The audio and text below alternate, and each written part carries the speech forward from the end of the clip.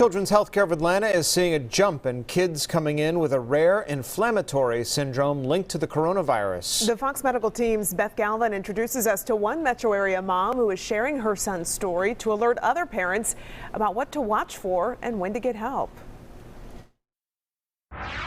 When Leslie Lobel's 10-year-old son Max suddenly developed a persistent fever and then a rash and became lethargic, the Cobb County mom says she had no idea that what was going on could be linked to Max's exposure to the coronavirus weeks ago.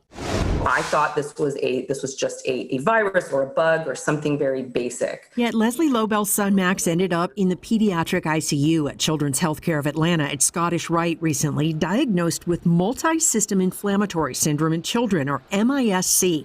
Infectious disease physician Dr. Preeti Jaggi says Children's Healthcare has treated about 175 children with MIS-C so far, and they've seen a recent jump in cases that she thinks is tied to the big spike in COVID-19 infections over the winter holidays. We think this illness is a post-infectious illness. And so we are seeing more numbers coming in now, I think, which is about, 4 to 6 weeks after our community spread. MIS-C is rare, but it can cause severe inflammation. So Dr. Jaggi wants parents to know the signs of it. What you're going to be looking out for is fever. You're going to be looking out for a lot of children have abdominal pain, and that could be accompanied by vomiting or diarrhea, but a lot of them have pretty severe abdominal pain. Sometimes they can have the eye redness or rash, or if they really just look listless, where they're really just not interacting appropriately. Take your child to the doctor if you're seeing these symptoms, she says, especially if he or she may have been exposed to COVID-19 within the last 4 to 6 weeks. I had no idea that this illness had anything in the world to do with COVID. And he had tested positive for COVID back in January. I had been sick.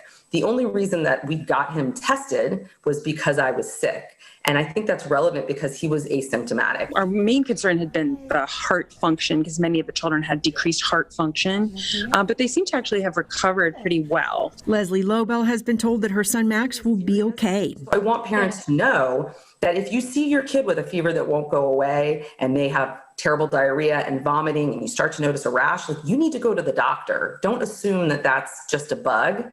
And with proper treatment, most children with MIS-C fully recover. Those who have more severe complications may need to be followed by a cardiologist or an infectious disease specialist. For your Fox Medical team, I'm Beth Galvin.